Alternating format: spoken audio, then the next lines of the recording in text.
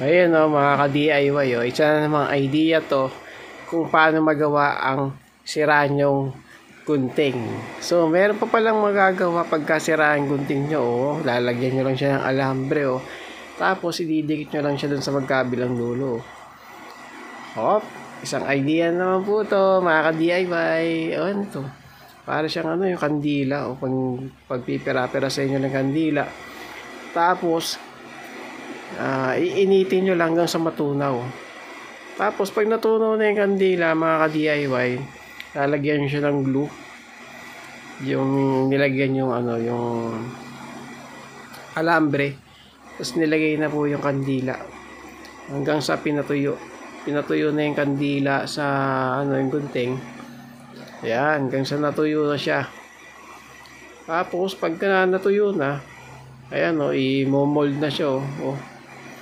Ayan, momold na. Tapos bubutasin niya yung ano, pinakagitna niya. Tapos, ayun o, galing o. Ayun, pinutol. Minold na o. Tapos nilagyan ng pandikit. Ito, nung nilagay nito, para siyang ano yung baking powder ata nilagay, nilagyan siya na ano, glue. Yun, hanggang sa tumigas na siya. Yun, tapos minold uli. Hanggang tumigas na siya. Ayun, inilihan na. Ayun o, galing o. Parang ano uli o. Bago. Lagyan ng pandikit.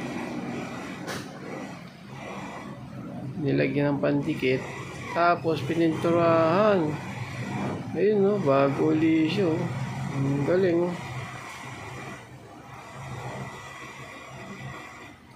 Okay, yan. DIY.